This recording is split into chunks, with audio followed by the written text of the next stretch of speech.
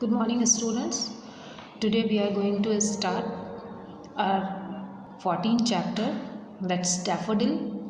It's a very famous poem of William Wordsworth.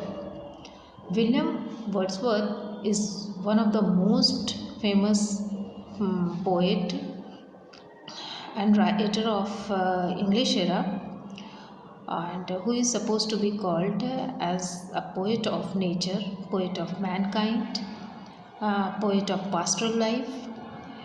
सो उन्होंने nature को बड़े ही अच्छे ढंग से अपनी पोइट्री में इंट्रोड्यूस किया है. William Wordsworth always sees the bright aspect of the nature.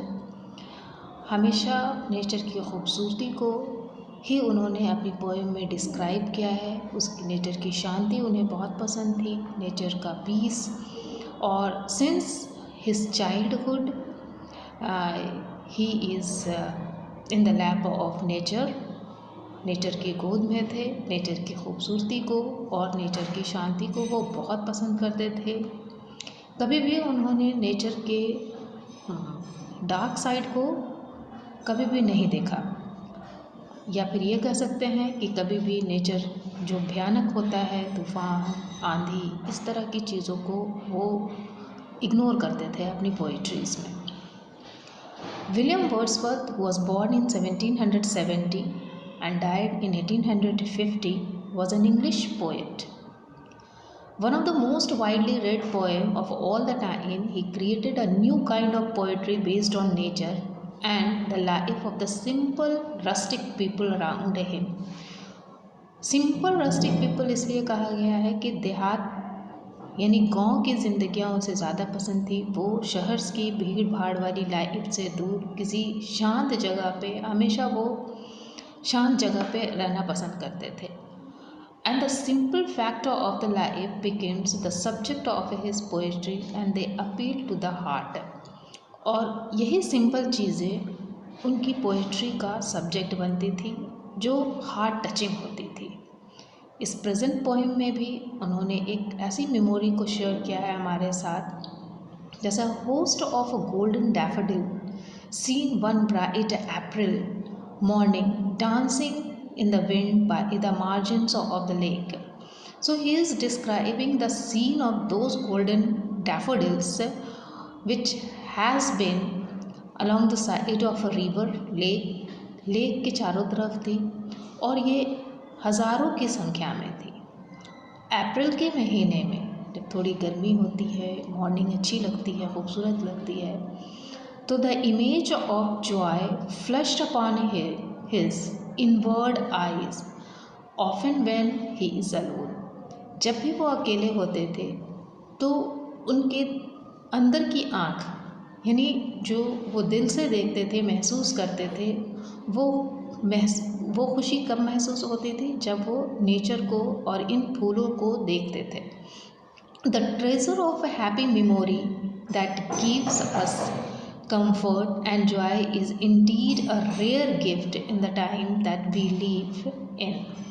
वो बताते हैं कि जो खुशी हमें इन चीज़ों से मिलती है, जब मैं उन चीज़ों को यानी अपने बचपन के खेत, नदी और फूलों को जब मैं याद करता हूँ, तो जो खुशी मुझे मिलती है वो किसी और चीज़ से नहीं मिलती है. The daffodil and walk down memory lanes to revise a found memory in your life that you will cherish forever. और ये यादें जो हैं हमें हमेशा खुश रखती हैं. I wandered lonely as a cloud that floats on high over vale and hills. So here the poet says that compare himself actually with clouds, कि ये बादलों की तरह इधर उधर भटकते रहते हैं. Over the hills and vales, पहाड़ियों खाड़ियों में भटकते रहते हैं, जैसे बादल सब चीज़ के ऊपर से गुजर जाता है. When all at once I saw a crowd, a host of golden daffodil beside the lake, beneath the trees, flutterings and dancings in the breeze, continuous as the stars that shines. He says that all of a sudden my eyes catches the thousands of daffodils dancing by the side of lake. और वो खूबसूरत scene इन्हें अपनी तरफ खींचता है। ये हवा के साथ जो डांस कर रहे हैं डैफोडिल्स को कंटिन्यू स्टार के साथ कंपेयर करते हैं, कंटिन्यू ट्विंकलिंग स्टार्स के साथ कंपेयर करते हैं। And the twinkles of the Milky Way that stretches is never ending line. और जिस तरह से आसमान में चमकते हुए तारे का कोई अंत नहीं होता है, उसी तरह से ये चमकते हुए तारे की तरह बहुत दूर तक दिखाई देते हैं, tossing their heads in springing dancing. The wave beside them dance and but they outdid the sparkle wave in glee. Even वो कहते हैं कि उनके साथ जो झील की जो लहरें थीं वो भी डांस कर रही थी। The wave beside them danced but they outdid the sparkle waves in glee. और उसकी चमक उसकी खुशी को जाहिर कर रही थी। The poet could not but he gave in such a jocund company. और पोएट को इन दोनों चीज़ों की कंपनी बहुत ही भाती है, बहुत अट्रैक्ट करती है।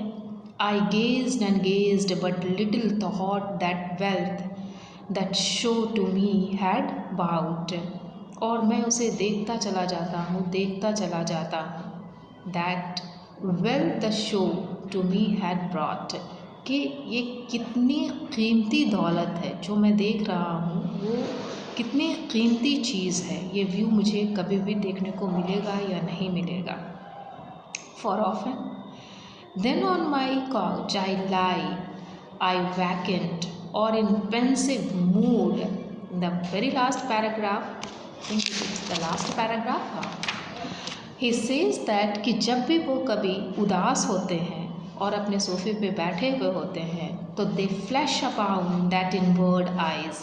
वो सीन मेरे दिलो दिमाग पे छा जाता है। उसे मैं जब याद कर लेता हूँ तो which is the bless of solitude, हमारे अकेलेपन का वो बहुत ही अच्छा साथी है, ब्लेस है। And then my heart with pleasure feels, उस अकेलेपन में भी जब मैं डैफोडिल्स को याद कर लेता हूँ तो मैं खुशी से फूल जाता हूँ, फूला न समाता हूँ, और मैं बहुत खुश हो जाता हूँ। And danced with the daffodil, और ऐसा लगता है कि मैं खुद डैफोडिल के साथ डांस कर रहा हूँ। So this is a beautiful poem of William Wordsworth. इसको आप लोग इन्जॉय करेंगे और better to write a note on William Wordsworth. That's all for today. Thank you.